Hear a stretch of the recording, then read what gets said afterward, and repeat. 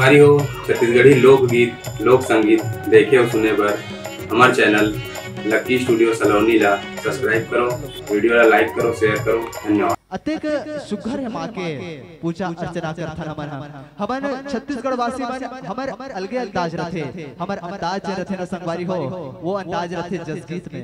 और वही जसगीत हमर लोक पर परिवार आप जम्मो जन के बीच लेके आए के प्रयास करही लेवन एक बार जोरदार जयकारा और हमर पूरा लोक पर परिवार आप पर जसगीत और वंदन के साथ जोड़े के प्रयास करही।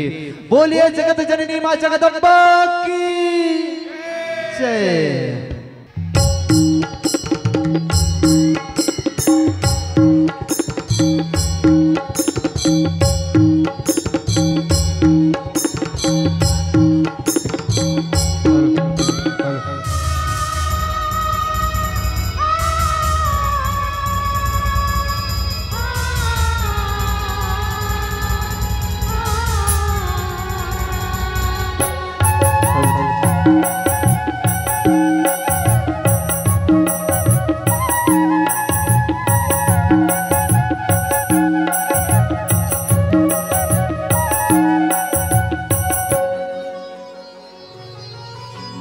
जय जगदम्बे आदि भवानी,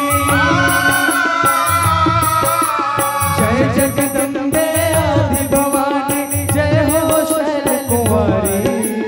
तोर दरस पर आए माई तोर दुआरी, तोर दरस पर आए माई तोर दुआरी, तोर दरस पर आए माई तोर दुआरी।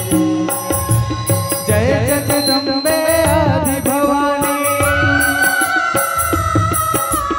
जय जगदम्बे आदि भवानी, जय हो शैल कुंवारी। तोर दरस पर आए माई तोर दुआरी, तोर दरस पर आए माई तोर दुआरी, तोर दरस पर आए माई तोर दुआरी।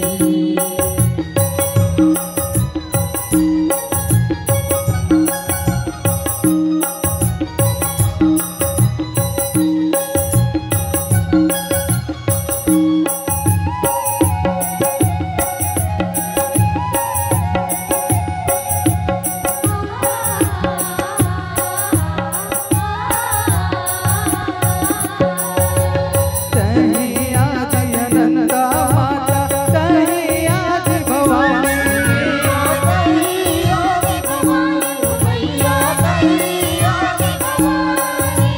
कहीं जगत के जन्म देवैया शिव शंकर के रानी, शिव शंकर के रानी भैया, शिव शंकर के रानी। अष्टभुजा तोर तन मां सोहे, अष्टभुजा तोर तन मां सोहे, हाथ में त्रिशूल धारी माई तोर दुआरी। तोर दरस पर आए माई तोर दुआरी, तोर दरस पर आए माई तोर दुआरी, तोर दरस पर आए माई तोर दुआरी।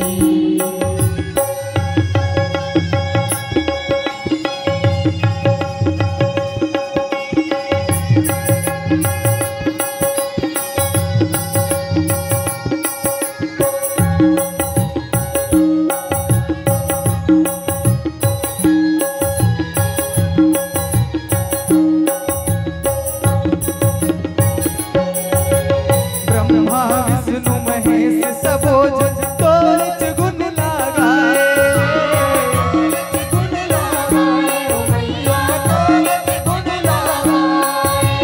64 जुग के नाच दिखाए,